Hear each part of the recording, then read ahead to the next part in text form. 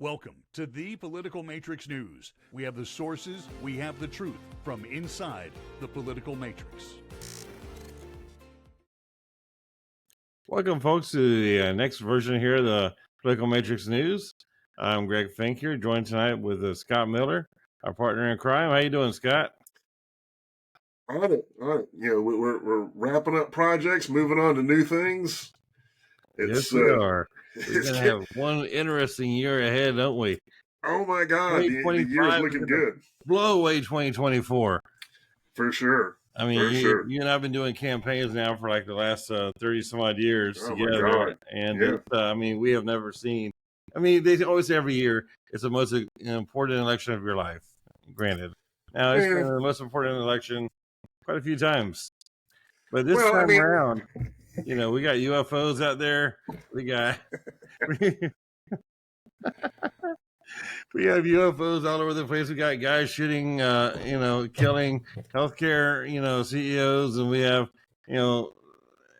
we have everything and going bad and wrong and sideways, and we have so much good stuff to counter it and everything. It's going to be one interesting. I mean, we got President Trump, who got elected after being indicted 91 times. And he went through all the 91 indictments and he got elected. Yeah. No, stick that in No. He didn't go through indictments. He got convicted. He got convicted of 38 of them. Yeah. And stick this, put that in your pipe and smoke it. I mean, come on, guys. I mean, this is going to be a wonderful, wonderful 2025 year. But it's being started by Biden. Biden is just burning it up, isn't he? Well, after watching since the election, and honestly, since before the election, there's been a rampant theory that I'm really, really starting to embrace, that Joe is just taking a blowtorch, a scorched earth campaign versus everyone that he feels has ever, ever hurt him in politics. And that includes, that seems to include now the entire Democrat Party. Yeah. When you look at some of these pardons, one of whom was an elderly lady named, what is her name? Rita Crudwell, who was the comptroller in Dixon, Illinois, who was responsible for a $53 million embezzlement scandal. Mm-hmm. She confessed to it, mm-hmm. and has spent the last, since 2012, so 12 years in jail. And she is, and the Democrats in Illinois, from one end of Illinois to the other, are wondering what on earth Biden is thinking. And I'm telling you that between her and you were talking about a sheriff. What are the details on that? A judge in Pennsylvania who was basically selling these the sentences for cash, trading sentences for cash for underage kids, and basically taking a commission. Yeah, basically, and even one of the 17-year-old girls committed suicide during the whole process. That was involved with this whole shenanigans that he was pulling, and he was found guilty, and he spent time in jail. And I mean, Shapiro, the governor of Pennsylvania, came out horribly distraught and very angry about this clemency and the pardoning of this individual. And Joe's not, he's not getting any kind of advice from anybody in the Democrat Party, obviously, because he's actually going after the people that the Democrat Party people hate, and they were vitriolic about putting away, and he's releasing them. I mean, of course, his brother. I mean, he's doing preemptive pardons on family members and preemptive blanket pardons. So basically, they get a get out of jail free card for the rest of their freaking life. Theoretically. Now, I don't think the Supreme Court will handle that. No, I mean, he can write the pardon however he wants, but at the end of the day, it will only work from to the end of his office. So he can pardon people for things that they actually. I don't think he can pardon them for anything in the future. He can pardon them for anything that they Well, he can try. Look, he can try whatever he wants. I mean, remember that's what Matt Gaetz wanted from Trump. Whenever Trump left the last time, Matt Gaetz was trying to get a No, naked pardon for the rest of his life. no, that's not what he asked for. I mean, people say all kind of ridiculous things. That's what we thought he was asking for. No, what he was asking for, no, specifically what he asked for was a pardon for everything up until that date, because they can't pardon you for things in the future. I agree with that. No, it's not an agree or not agree thing. It is there is no legal precedent at all that would support them pardoning someone for a future act. So they can pardon up until the day the pardon is issued, and that's it. But here's the problem. When you pardon somebody, while you cannot arrest them for that offense, you can compel them to testify. They do not have they can't, say that they're not going to testify for, they can't plead the fifth. But what they can be is jailed if they do not testify. So they may be people out there with friends and people that they're going to be compelled to testify against, and they'll either testify or they will go their butts to jail. Yeah, right now he's specifically, there's one article here put out by AP News about 3 days ago on the December 13th, Friday the 13th. Mm-hmm. That basically talks about roughly 1,500 people who were released from prison and placed on home confinement during the COVID-19. Mm-hmm. So he's going to pardon those people who were released from prison during COVID-19. Well, probably commute their sentence. And so during the coronavirus, and 39 additional Americans convicted of nonviolent crimes. Yeah. It's the largest act of clemency in the history of in modern history. I mean, what were you saying? It's more than the last 4 presidents combined? Yeah, it is more than the last 4 combined. Well, before we get too deep into that, there's a lot of hyperbole out there. So until I actually see the document that they're talking about, it kind of take a little bit of a grain of salt. That's why when you say that he's trying to pardon people for future acts, I want to see the document. Right. Well, but because reporters say all kind of stupid things all the time, just so it can get clicks. I mean, clickbait is a way of life at these days. So you have to adopt a certain level of skepticism. Right. It seems here there's a lot of talk about preemptive pardoning, which I don't really know exactly what's preemptive pardoning. Preemptive pardoning means you pardon them before they're even charged with anything. That's all they're talking about. Preemptive. So so they may be that's for the future. Right, well, no, that's not pardoning for that. The act was in the past, right? But, so like for example, Joe Biden. If it were actually determined that Joe Biden were involved in criminal acts with Hunter, right? Then they could. Well, actually, to be perfectly straight, part of Hunter's pardon was preemptive. It was because there were things in the past, but he had not been charged with yet. Exactly, that's the thing. Acts that he committed in the past, but he had not been charged with. Those are what the pardon can cover, not current acts, right? So not future things. So that kind of covers most of his family and everything, then. Right. So I mean, they'll have to walk the straight and narrow from this point on.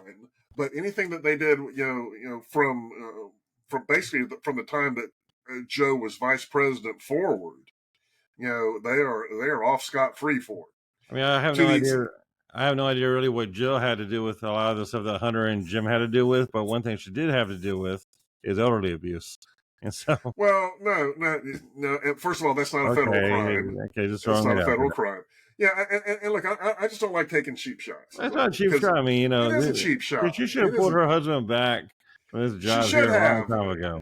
She should have, but she should have. But it's hyperbole to characterize it as a criminal. It's hyperbole. It's also hyperbole to. The flip side of that is also scary to have Kamala the president for 2 years too, which would have been horrifying as well if she would have pulled. Horrifying or not, it would have been legal. Yeah, it's scary and legal. And frankly, he probably needs to pardon his entire staff because I guarantee you there were a lot of things that he was supposed to do that only the president should do or sign or whatever that other staff members probably did, Oh, to maintain the cover of keeping him in presidential. office. Yeah.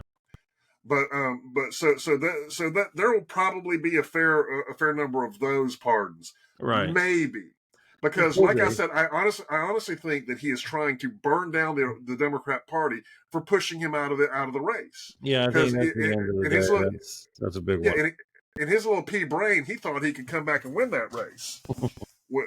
So I mean, it is how it is. But he's you look at the sorts of things he's doing, the sorts of little subtle things that he did, like scheduling events for himself when Kamala was going to be having an event that should have dominated the news cycle, Right. but instead he sucks up the news cycle by doing something presidential.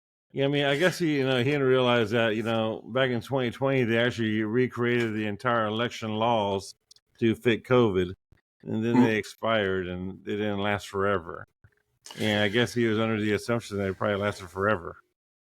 I don't know, but he certainly isn't doing this for altruistic reasons. I think he's trying to destroy the Democrat Party so that it will take them Yeah. years to come back from it because of how he feels they treated him. I mean, When the fact is they should have treated him like that 2 years ago. the reality is, I mean, they have lost the minority groups very strongly. I mean, Hispanic coalition is getting stronger every day, every day behind Trump. The African American coalition, I mean, the race is just getting very strong behind Trump. I mean, they're looking forward to having jobs and freedom and everything else, and freedom to work and freedom to be able to make more money without being penalized, like the Democrats like to do to everybody. More or less penalize success totally. They hate success. I mean, Well, honestly, I think they're waking up to the reality. Think about this. When was the last time that a president of any stripe, nominated such a diverse group of people? Not only are these people come from every ethnic background, regardless of gender and all sorts of things, but they're competent people. They're not being picked because they are white or black or male or female or gay or straight.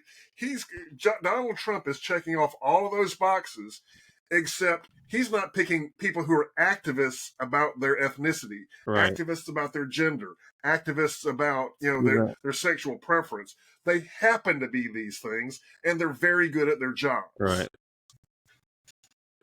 It's gonna be it's gonna be a very interesting year here with the. We got the inauguration coming up here right around the corner, and we see what Biden's going to be doing to destroy the country on the way out. Hopefully, he's not going to do too much more damage. I do know the whole idea of him giving the ICBM to Ukraine, just say, "Here, just see what happens." They're really messed up in the world. Well, those weren't ICBMs. They were short-range tactical missiles. They gave him one ICBM. They shot one ICBM. That's whenever Russia returned with another. No, that was not an ICBM, Greg. Okay. I mean, it's not intercontinental. An ICBM is an intercontinental ballistic missile. That was within the same continent, and it was only like 1,000 miles away, not even. Okay. So once again, the news getting it wrong. I'm calling it that. I just was reporting what the news was saying. So. The news is full of crap. But here's what the problem is. The problem with it wasn't that it was an ICBM or what kind of missile it was. It's the fact that Ukrainians don't know how to target them. They don't. There is, and I don't mean those guys are incompetent. I mean it requires a lot of specialized training to know how to point that thing at the right place, which means since the Ukrainians didn't know how to do it, who targeted the missile? And the answer to that is American soldiers. Right. And that's why it was so controversial. And it kind of blew up in our faces there pretty quick. Of course, and I'm not surprised that Russia's upset about it. They should be upset about it. I'm upset about it because it's the type of escalation that actually can start There's World War III. actually a trigger Nate Silver to say in the next day in an editorial, please step down. Yeah, no doubt. Yeah, please No doubt. resign immediately. But you see, you see what I'm saying now. You talk, the Democrats for the entire campaign were worried about Trump being a loose cannon, when the loose cannon is their guy. Exactly, their guy who's definitely the loose cannon. And Trump actually had some very good answers at his press conference here yesterday. Whenever they're asking him about Iran and other foreign policy issues, he says, "Why would I tell anybody about what I'm going to do?" He says, "Why am I going to say I'm going to do this or that?" Exactly. Why? Exactly. I mean, the whole idea here is element of surprise, Mm-hmm. and that's it. I keep going back to my favorite Trump moment of all time, and that's when he had Xi Jinping down at Mar-a-Lago, and he just casually told him, "I got to step away and do something real quick. I'll be back before dessert." He comes back at dessert, and what he stepped away to do real quick was launch 49 cruise missiles at Syria. So I mean, and regardless of why he did that with Syria, it was Syria. I think it was Syria, wasn't it? I think it's the caliphate. He was ending the caliphate. One of I'm fuzzy on who the target was, but the target wasn't important. Yeah. It was the fact. I mean, he could have been aiming those things at bunnies. It doesn't matter, because the message was to Xi Jinping, "This is how casually I handle these things." So I'm not someone to be trifled with, and that's something that Xi Jinping absolutely understands. Right. And that's something I think everybody else, whenever they saw him in Paris a couple weeks ago, they all really understood that. It looks like they missed it. And it looks like they're ready for the leader of America to take back his leadership and get the Syria ship going in the right direction again. Well, I mean, you look at the moronic things that the Democrat Party has been promoting for the last 4 years. I mean, I mean, they have been redefining moronic policies, and they were all strictly for fundraising purposes. Yes. For I mean, for tearing. Basically, they want what the Democrat Party specialized in for a long time is to be able to say that those Republican people are mean-spirited people, and we're going to prove it because they're going to oppose us supporting this marginalized group. Now, they literally just flip a coin and pick the marginalized group because they don't care about the group. The group isn't important. Marginalizing the opposition is the important part, right, and fundraising. Yeah, and that's all they're worried about. It's all about fundraising. Only two things. Actually, it's all about one thing. It's just about fundraising. I really don't know if they even care, if they even get along with their family members. That's everybody ponies up. No, and that's what I tell people. I mean, that we've been in politics, in political campaigns for 30 years. We know people in this industry from one end of the country to the other. And there was no one in Kamala's campaign who truly believed, no one at a senior level. No, that truly believed that she had a chance, that she was going to win. But they were doubling down on absolutely everything, because if they'd have given up the campaign and they hadn't continued the fundraising, then they couldn't put the money in the pocket. Yeah, because and that's what the whole campaign was about. She was a champion of fundraising. Oh God! And I mean, she raised more money than anybody else has ever raised in a presidential race, and so she was a winner there. Mm-hmm. Winner, chicken dinner. I mean, she definitely took it all the way home for that. Yeah. The reason this doesn't make sense to people, her behaving this way doesn't make sense to people, is because they think that her objective was to win. Her objective was to get everyone paid, including, I guarantee you, including her. Including her husband. Her husband is a lawyer now. Is now an entertainment lawyer now. Yeah. So he picked up quite a few entertaining people as his new clients. Oh, yeah. I mean, people don't realize that he was also the lawyer for Hezbollah and Hamas. People don't realize that, remember that. I mean, as a Jewish man, his law firm represented the terrorist groups. I mean, they have no trouble taking money from anybody, period. It's fundraising. And now, I mean, we're at the point now, for 2025 coming right around the corner, and MSNBC is up for sale. And you're still talking about Elon Musk buying it. I still think it'd be hilarious. I'm totally on board. He should do it. It He would should definitely terrify do it. Rachel Maddow with her $25 million a year salary, which I cannot believe Rachel Maddow makes $25 million a year, and our good buddy Joe Scarborough only makes $8.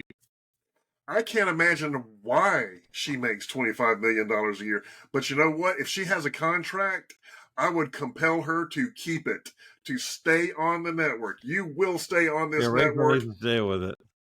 Absolutely. Because man, the material you would get off of her would just be blinding. And then maybe one day Joe Scarborough will run for president one day.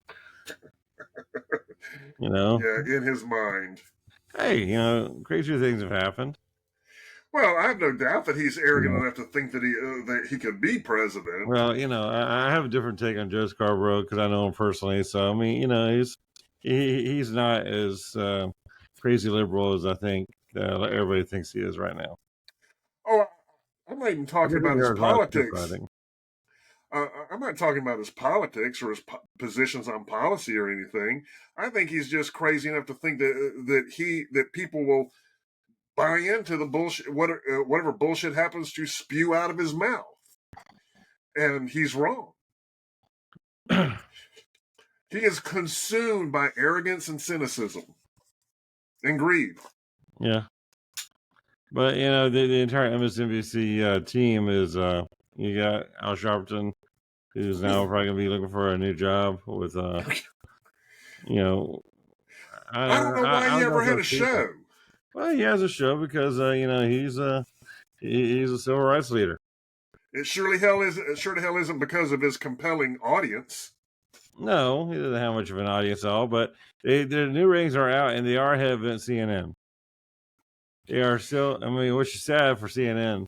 CNN now has dropped to 1/7 of the ratings of Fox News, while MSNBC is only 1/2 the ratings of Fox News. Right. So MSNBC, albeit they're up for sale and they have the best ratings in the world, they're still twice of what CNN is. So, it would be highly entertaining for Elon to buy MSNBC. Well, yeah, it'd be highly entertaining, but at the end of the day, honestly, I think he's got better things to do. Well, I do too. I think his new department of government efficiency is going to be keeping him busy. Although he might be ahead of the game already. He might have already figured most of it out. Well, he probably has, but around twiddling his thumbs, like, what do I do now? Well, no, he's not. But you look at all of the businesses that he's currently in, and they all really kind of synergize with each other. One plays off of the other. The Boring Company, Tesla, SpaceX, all of these things are really kind of, tech industries or companies that are trying to revolutionize transportation. I mean, right. Space is transportation. Boring is transportation. Tesla is transportation. Yeah. I mean, all these things are transportation related, and getting into a media company again, as entertaining as it seems. He has Twitter already, and exactly now. Exactly. So what the hell does he need with it? Yeah, he gave everybody their freedom back. Yeah. And he got Tucker Carlson. He signed him with a $20 million contract with X and everything, so he gets $20 million a year. So I mean, he's with the Tucker Carlson network, so he's sponsoring that. Yeah. So I really don't know. I mean, how much more he really wants to get involved with the media side. Exactly. I mean that is basically his entertainment right there. And although it is beneficial to the country and frankly the world. Yeah, it is. But it's Twitter's a lot different than it used to be. If people don't realize, if anybody out there who hasn't been on Twitter, the new Twitter is a lot different than the one from who was it, Jack Story or whoever that crackpot was who had it before. And I mean, back then it was all just about what I have for breakfast, what I have for lunch, blah blah blah, and everything else. This whole new Twitter here, I mean, they got if you do any advertising like we do on Twitter, it's all business driven. I mean, they got like $100,000 package, a $10,000 package. I mean, $5,000 package. I mean, it's not to be used for guys who are just out there, kicking out their lemonade stand. Exactly. It's for business, and it's basically a new version of a search engine, and like LinkedIn and everything else, Mm-hmm. it's all put together. I mean, because And they're even it is having AI. exactly AI. They got Grok, and they got stuff that is similar to Chat GPT and everything else on it, and it's actually becoming one of the largest search engines. It's challenging Google as far Mm-hmm. as being a really good search engine. And so I Mm-hmm. mean, it's a whole different kind of Twitter setup that Elon Musk put together there. And if he does to the government efficiency what he did to that, yeah, I think it's going to be really really good. Well, my favorite thing about that whole Twitter deal is when he was in negotiations to buy it, and and Jack Dorsey. Jack Dorsey, that's Um, it. Yeah. yeah, and they would only give him a very small, what No, they peace. characterized as a random sampling of these of the users, and he demanded to see the whole thing, and I don't know that he ever got to see the whole thing until after he actually owned it. And they represented that it was like 20% bots and 80% real people, and the fact Hmm. is it was the other way around. Right. It was literally 80% bots, and there's still bots out there. But I mean, you'll never completely eradicate them, because every day that you figure out how to stop this bot, they figure out how to stop your stop. Right. Exactly. So it's a never ending race. But the fact of the matter is that that he has cleaned that place up immensely, and it is more of of a you know I forget who conducted the study, but it was a fairly comprehensive study where they pointed out that now the ideologies of the actual verifiable users of Twitter now, of X now, are really kind of in line with the whole country. The Yeah. same percentage of Democrats and Hmm. independents and Republicans. It's It all weighs just a out. consistent blend. Yeah. It weighs out proportionally very well. Yeah, the actual marketplace of American ideas now is turning out to be Twitter Right. or X. And exactly. And so I mean, and also seeing with TikTok, they're trying to. There's a Supreme Court looking at getting rid of TikTok right now. And I Mm-hmm. mean, as much as people, say there's a lot of bad stuff with TikTok. I mean, the TikTok I'm on, obviously is differently than what they're talking about, because the one I'm on mainly is stand-up comedians, and is very conservative based. I mean, it follows my behavior, and so Well, right, but the objection to TikTok isn't the type of right, content that they it's push. the ownership of the It's company, it's the data analytics, right, because and what is being done with the data analytics and who is doing it, right, because and that's a big difference, yeah, and before people sit there and just poo poo this idea about the Chinese Communist Party, owning that place, the fact is the undisputable fact is that if you are a business owner in China and you don't do something that the Chinese government tells you to do, the Chinese Communist Party tells you to do, you won't be in business long, right, because they can unilaterally terminate your business, and there's nothing that you can do about it. So they can get up on in hearings and swear before God Almighty that the Chinese government doesn't get to see them. What they mean by that is they don't have an official channel for the Chinese government, but they also don't have any control about what happens in certain times. They may not, the Chinese government may not get the live stream, but they get the aggregate, the right, processed they do, yeah, data. yeah, and that's where the problem is. And so I mean, finding a way to keep that away from the Chinese government is going to be the biggest test for the ownership. As long as a Chinese national owns that company, there is no way to get it away from them. So, what's the reality of how long it lasts? I mean, how long do you think before they're taken down?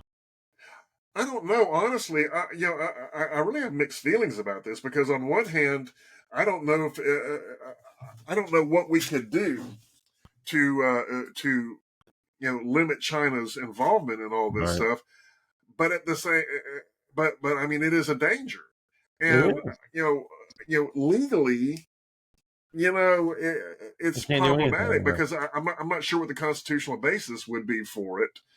Well, I mean, YouTube and Facebook are doing a pretty good job. Yeah, it's very true. I mean, the shorts on YouTube and the shorts on Facebook and the reels and everything else that are, now Facebook is becoming a Republican platform. Let me get me started on that one there with Mark Zuckerberg. Now, I love you, Trump. You're awesome. You are the man. And to Zuckerberg's defense, and he did do what a lot of Democrats did do whenever Trump got shot. He did, and that's where he said he flipped. He said whenever he saw Trump raise his fist in the air, he's like, "You just can't beat. That's just insane. You can't take that away from anybody." And no, but there's an old saying. I mean, it was around when I was a kid. They said the difference between the only difference between a liberal and a conservative is a liberal is a conservative that hasn't been mugged yet. Yeah. They used to say. All right. And I think that Zuckerberg is kind of starting to embody that. Yeah. Because in addition to, and that may be his, epiphany, that moment may be his epiphany. But the reality is I don't know that he was necessarily all that comfortable with what the DOJ was compelling him, the Biden administration was compelling him to do. Because, I mean, you look at the story of the development of Facebook, and he was a very aggressive, we're doing it this way. Yeah. Yeah, anti-establishment, we're doing it this way. Whenever he came out with Congress this last year and just said everything he said, he just bled orally every single thing that they did. I mean, they told me to do this, they did this, we didn't want to do it, but we did. We didn't want to do it, but we did. I mean, he just confessed everything. Because, I mean, that's whenever he saw the writing on the wall that, that there's going to be a new guy in town probably. At the same time, I think that he really was uncomfortable with, everything that was happening. And also there's always there's a saying about when you're young, you're liberal. When you get older, you become much more conservative. And Mark Zuckerberg, I mean, people don't realize he still looks like a young guy, but he's not a young punk anymore. He's been doing this Facebook thing now for 20, 25 years, I think. And I mean, he's in his mid 40s. I think he has children now. He's not this year young little, social standout from college who was who hated by the big jocks and everything, and he's trying to fight the system. He's a multi-billionaire over and over again, and I think he's grown up quite a bit. And also, I mean, his platform.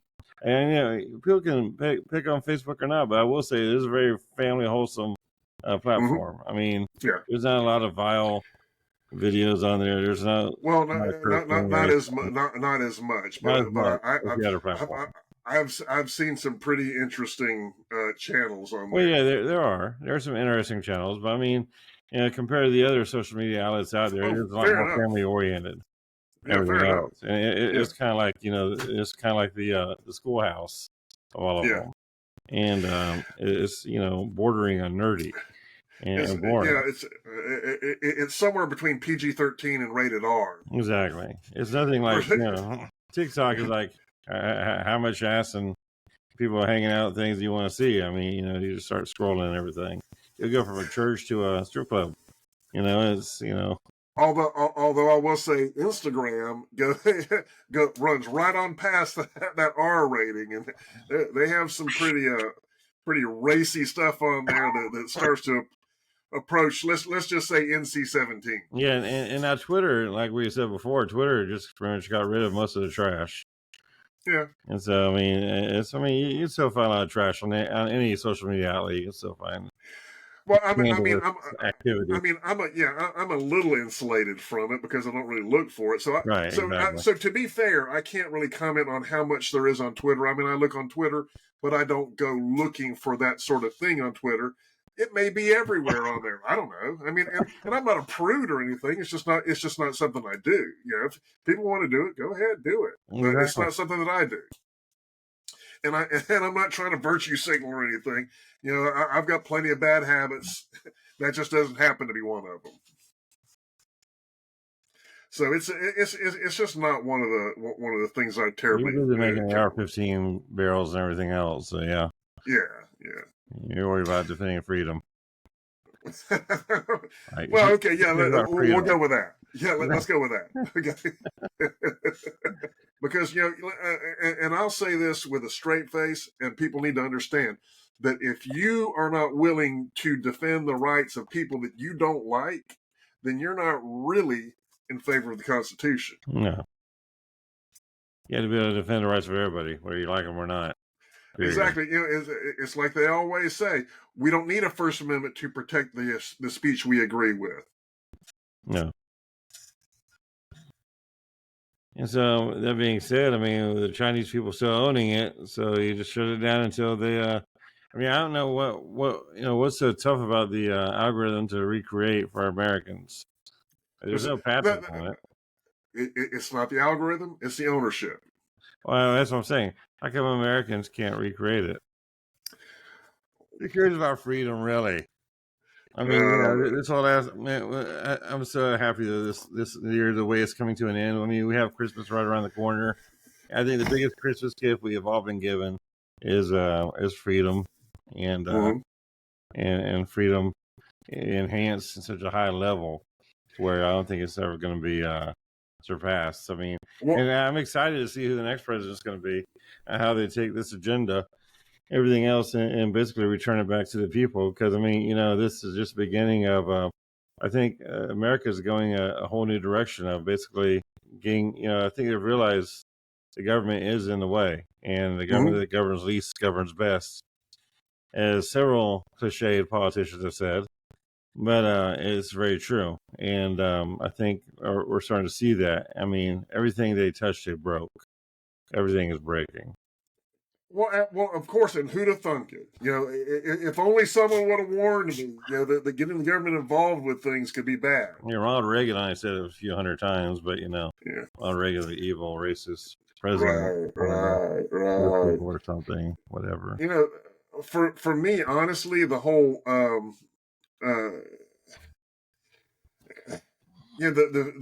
I guess the future of all of this stuff is what is we're getting back to feeling normal. I guess it's hard to describe, really. I mean, it's just very slowly but surely. And it's not because people are ideologically agreeing with me. I'm not looking for agreement. I'm just looking for people to stop saying dumbass things. I'm basically looking forward to the government getting out of all the small business owners' pockets and out of their way, make small businesses thrive. And that's why I live here in Gainesville, which is supposed to be a very big blue Democrat area, but it is an area of a lot of small business owners who are being trampled every day by federal regulations and everything else from the state and the federal government. And so the whole idea of the federal government getting out of their way and allowing them to breathe, and it's turning a lot of these local liberals into local conservatives. And it's not really, and I even asked them, I said, is it really an issue of being liberal or conservative or just being common sense? And basically, it's more just they kind of hate they hate the labels. They hate saying they're liberal or they're conservative. They just want to be, normal people, like you said, just normal. And people want, to have the right amount of government regulating their businesses, not an over aggressive amount of government regulating everything to death. They want to be able to pay their employees. They want to be able to thrive. They want to be able to succeed without being penalized. I mean, because right now the Bidens were like penalizing anybody who wanted to succeed. If you hired too many employees, you lose this or government help, or you had a new tax add on you, or you'd have a new burden put on you. If you hired too many people, if you had too many hours of work, or too much wealth or whatever, they're just going to find it and take it from you. I mean, hopefully all the tax that they're doing with Venmo and all the transferring of money and they're reporting all that crap, hopefully that's all going to go with Trump. Because this whole idea here that you should be able to send your family money and everything else, or send them, to help or whatever, and you have Big Brother looking over your shoulder, seeing how much you're helping your brother out, because making sure your brother gets taxed for that $5,000 that you're lending him. Exactly, it's ridiculous. Or $500 or $50. Yeah, I mean, it's none of their business. No, I mean, they should let families be families and let them be able to transfer currency the way they need to, without the government getting in the way and government taking over everything. And hopefully those days will, Trump was against it when it happened. And I'm sure he's going to be, very big on stopping it now. Lord. So we got a lot to do. And frankly, I'm just glad to see right back to you. I'm just glad to see things starting to feel like they're normal. Yeah, they are. Yeah. I mean, Latino Americans are very happy with the way everything's going. Nobody's thinking this is racist. I mean, we got deportations coming out, but everybody knows it's mainly the criminals are going after, and nobody's really out there defending the criminals. And nobody's out there saying, "Here, save the killers, save the rapists." If they are, shame on them. And honestly, I'm thrilled if we have a path to citizenship for people. I'm fine with that. I mean, the fundamental problem, number one, government program. People are all warm and fuzzy about government programs that encourage people to do things. The problem is that every government program that encourages something discourages something else. Exactly. The nature of encouraging anything, and the government, and there are few organizations worse at picking winners than the government, because they don't pick them on merit. They pick them on whose friend are they, what ethnicity are they, what age are they, just all sorts of things that have absolutely nothing to do with efficacy or donation. Well, without even being jaded about that, which I'm sure you're correct, but it's not necessarily. It's that is such a small part of the equation. That's not even the problem. The problem is all the stupid reasons that they pick things. It's like our local county commission, and I think I'm sure that county commissions across the country, view themselves as developers, and they try to make themselves, they buy huge tracts of land to become, to develop industrial parks and stuff like that, because they can't talk, a professional developer into coming in there and doing it. Well, the reason you can't talk them into it is because you have created an environment where they're not going to be able to make any money. They have to get away from this allergy they have to people making money. Yeah, like today in the state of Florida, DeSantis signed a bill allowing 60,000 acres, which is the largest amount of acreage for to be protected and not be developed on, and to remain farmland. And so basically, he wanted 60,000 acres of farmland to remain farmland and to be protected. Which in Florida, that's actually is the largest amount at one time ever done, which I thought was kind of interesting, because I think that is a large amount. 60,000 acres is not. Well, I mean, it is a lot, but in the scale of government, it's not. It's not very large, especially in scale outside of Florida. Yeah. I mean, Florida has farmland and agricultural land out of the yin yang. Yeah, well, like I said, these people who get elected to county commissions are are all kinds of things, but and occasionally, very occasionally, you'll find one that's a realtor, and the realtors may be almost the worst at development, because developers and realtors are not the same thing. Realtors work for developers, but they're not developers. And just like anyone who looks at the boss and says, "Oh, I can do it better."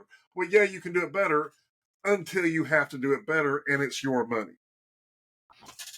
In this case, they don't have to prove to the bank they can do anything. They got the votes. They got the bank account. They got the giant budget that goes with their municipality or whatever or whatever. Yeah, and they don't have to prove anything. And when they make a mistake, my favorite thing is around here they were trying to or actually they wound up buying it. They had a military airfield that they purchased from the military back in the 70s, because they were going to develop it into this wonderful mixed-use park, and that was in the 70s, and I think today they still have parcels they haven't sold. And then what they do? What lesson did they take from that? Nothing, because they did the same thing again, and they're still trying to offload those parcels because they don't know what the hell they're doing. Yeah, well, the government is not a developing. The They're government's not supposed to be developing. the government's supposed to be the government. They're supposed to be taking care of law enforcement, fire safety, emergency management services, utilities, stuff like that. Not developing property. No, Not to developing. be an effective developer, you have to be terrified that you're going to lose your money. Exactly. And Which is not possible in politicians government. politicians have never been terrified about losing money. The government the House never loses. No, the House never loses. All these guys need to do, in my view, the only function of government is to be a referee, Mm-hmm. to mandate that people are transparent in their dealings, and and and that's about it. I mean, Honestly, what do they do whenever they need a change order? They just go ahead and do the change order, or they need to they extend just the authorize it. project. I mean, is the government ever going to lose any money on a project, or lose? I mean, because it's a never ending amount of money. It's unlimited, pretty much. I mean, Yeah, and we'll get a budget. you We'll have take that out a of next year's $5 million courthouse turns into $20 million overnight. Where did that extra $15 million come in? A few extra water fountains, a few extra toilets? No, but it's just poor Oh no, management. no. I mean, sometimes it's poor management. Sometimes it's just outright dishonesty. Because what they will Oh do no, we is can't say that. no. Here's Horrible what they turn. do. Here's what they do. They deliberately underbid the job and get the job approved. Once it gets rolling, then oh wow, we never knew that we were going to have to preload all of the all this property and spend another 10% with issues Yeah, with the actual site that there was no way we could have foreseen. I remember Bullshit. one project they did 300% in change orders. Yeah, of course. I mean, it's like people have no idea what that is. A change order is basically whenever they see something. Oh, we need to go ahead and make this adjustment to the original. Change. Okay, this is my job. All right, a change order. You give your best estimate for what the job's going to cost, all of the things that are going to be involved in the job, and then you come up with a price. This is what it's going to be, and it's in my case, it's always been based on all the specialized subcontractors for the electricians, for the plumbing, for whatever, and they give me their price, and we assemble that into a bid, and that's our price. With government contracting, they do all of that, but they don't use that price. They make it the bare skinniest possible. You can't. I mean, you really can't even build it for that price deal. Skinny deal. What a bargain. And then they start finding, oh well, of course it would be reasonable for this. The quality of the ground. There's subterranean instability in the soil that's going to have to be fixed. So we're going to have to add this much to the job. Well, there we have a contract, and so now we have to issue a change order. The change order is a change to the contract. So it changes the terms and the parameters and the scope of work for the contract. So that's what a change order is. And we have subcontractor change orders where we change the parameters of the subcontractor's deal, and then we have owner change orders where we change the parameters of our deal with the owner. Yeah, because one of the first when I became a reporter, this is back in like 1990 something, and one of the first articles I did for the local courthouse was how the hell did it go from 3.25 million to 17.5 million in basically 6 months of time. And I'll tell you what, that's exactly pretty much the way he explained it. Is and we say, isn't that dishonest? They're like, no, it's government.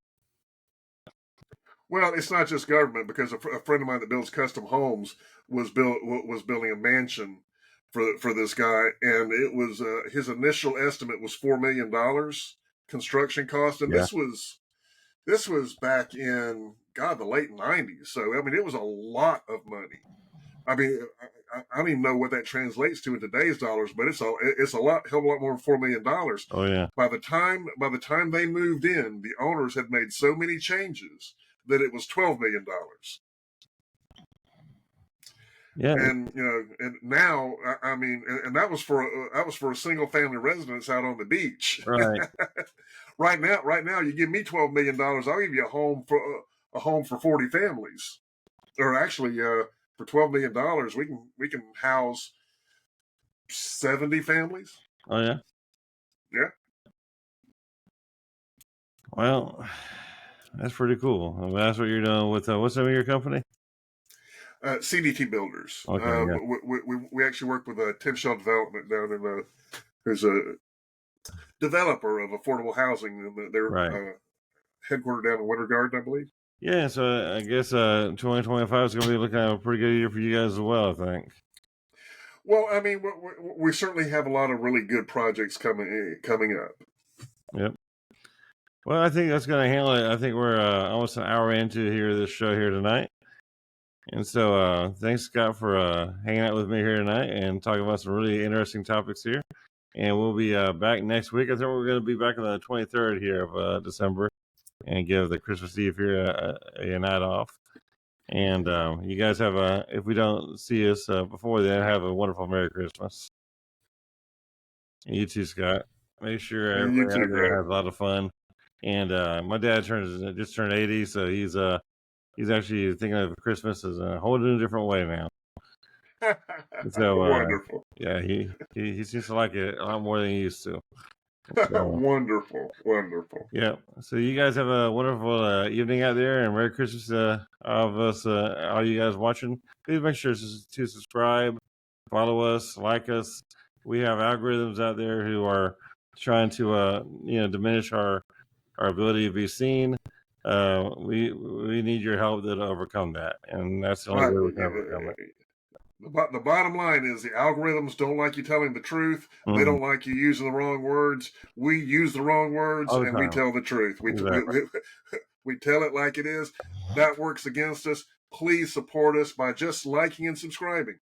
That allows us to continue to bring you the benefit of our 30 years each of experience in political campaigns. We've seen behind the stage, and we know exactly what it is these idiots are doing. Yeah, to put it quite frankly, we looked up all the skirts of all the politicians, and we know exactly what's going on. And, right. And we know what color panties they're wearing. Exactly, or even if they're wearing any. And so in 2025, we're going to be talking about that. We're talking about the real naked truth. And we're going to be a lot more aggressive than we were in 2024. 2024 is a soft year. We're just testing it all out. We're trying this out. And we started, I guess, back in January 2024 or February. And so this next year, 2025, we're going to light it up. And so we'll see you guys next week. And have a wonderful evening.